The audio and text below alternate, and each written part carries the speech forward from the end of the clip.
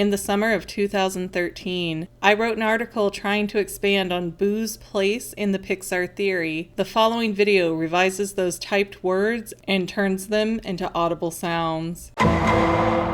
If you haven't heard the Pixar theory yet, it essentially explains in detail how all of Pixar's movies are in the same universe, but in different timelines. Some people have described it as a thesis, so like any good thesis will receive, I'm going to do a bit of challenging and poking around. What caught my eye the most was the reference to Boo from Monsters, Inc. Easily my favorite Pixar character. The theory is that Monsters, Inc. is based in the future from Boo's timeline. So the monsters are what comes out to reclaim society after humans meet an end of days kind of thing. So the monsters are going into the past to harvest human children's screams, much like we harvest dinosaur remains to make fuel. It could fit, honestly, because we don't see much of the human world in Monsters, Inc. Plus, having any kind of knowledge that humans destroyed their own existence would easily lead the monster population to fear all humans like they do. I'm certain the monster world didn't get all the facts right, so maybe they thought humans died off because they were just so toxic. Which explains why the monster world is so afraid of the humans touching them. We never really see any conclusive proof that the monster world is parallel to the human world,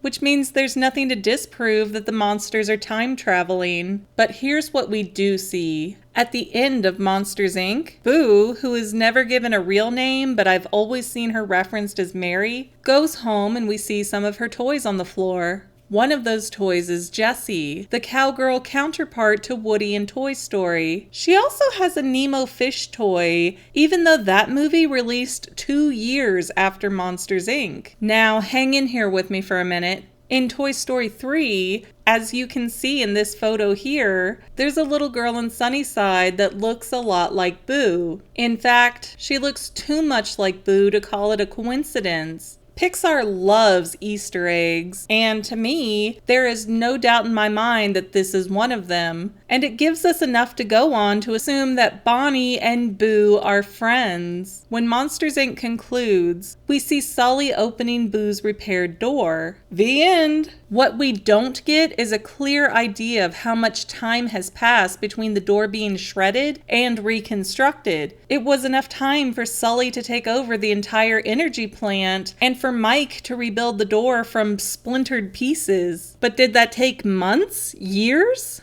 Although, if the monster world does deal with time travel, that could throw a monkey wrench into things. All the same though, we don't get to see Boo when Sully re-enters, so it's a question that has bothered me for the last, 15, 16 years? And when I thought we were finally getting a sequel, pow, it's a prequel. Looking at the situation realistically, Sully probably came back to say goodbye to Boo again. He may have popped in on her from time to time, but we know they're from 2 different worlds, meaning their platonic relationship is star-crossed. So, going back to the Pixar theory, where does that put Boo? The Pixar theory proposes that Boo saw into the future due to following Sully into Monstropolis. Boo knew that doors were the key to finding Sully, and she believed that Sully was a cat, which gave Boo the motivation to master time travel and become obsessed with animals having human traits. Ultimately, the theory pegs her as the witch in Brave. As far-fetched as that seems, it's not a bad angle when you think about it. After all, we saw a Nemo toy in Monsters, Inc. in 2001. Finding Nemo came out in 2003. So Pixar has a grand plan that we don't always see. But I would like to take this a bit farther.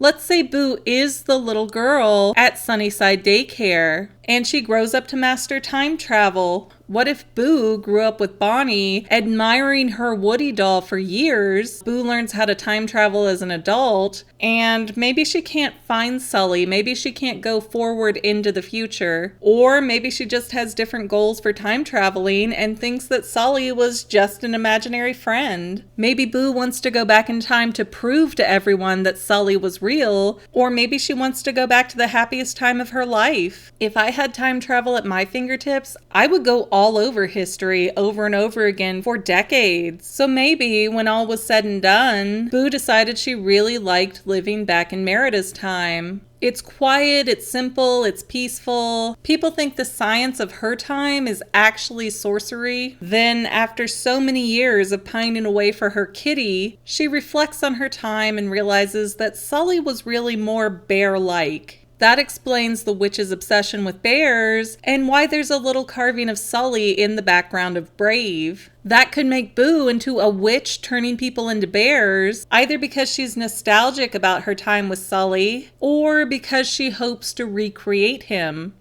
What if the witch ultimately creates the monsters because of this? Like, bears are just the first step. What if she keeps tinkering with her spells until she makes actual monsters? Oh, that's good. I like that. Or what if Boo grew up admiring Bonnie's Woody doll? So when she invented time travel, she went back to get a doll for herself. I mean, how do you decide where to go on your first time-traveling adventure? Well, hey, remember that doll I really liked that I could never find? Let me test run my time travel to go get one. Then, what if Boo got stranded in time for a while, and either no one else had the technology to rescue her, or no one knew what time frame Boo got trapped in? So she copes with that and eventually settles in and has a life, including children, her oldest of which was given the Woody doll that she went back in time for. Boo could have been Andy's mom. We do hear Andy's mom in Toy Story 2 tell Al from Al's Toy Barn that she can't part with Woody because it's an old family toy. Andy's mom is very aware of how old and rare Woody is. It seems like Andy's mom also had a deep connection to Woody. So if Boo went back in time and either got stuck or fell in love and she became Andy's mom, then what if once Andy's mom was old and she'd had her fun, and time travel was maybe more possible again, she just up and split to the Dark Ages, where she makes replicas of the Pizza Planet truck while thinking about when her kids were young. Really, who's to say that the witch in Brave actively stays in the Dark Ages? She might be at a Thanksgiving dinner in 2013 and visiting Bonnie for Christmas in 2040, then back in the Dark Ages all in the same day. So to put that confusing cluster beep all into perspective, I'm claiming that Boo might be the little girl in Monsters, Inc., the girl in the Sunnyside daycare, the witch in Brave, and Andy's mom. Sure, the hair and eyes might not be a perfect match, but hair dye and color contacts really covers a lot there. Andy's mom doesn't even keep the same hair color from Toy Story 1 to Toy Story 3. So we know she's capable of looking different. If you hated all of that, I have one more option to throw out there. And it isn't as fun, but some of you guys like it simple and to the point.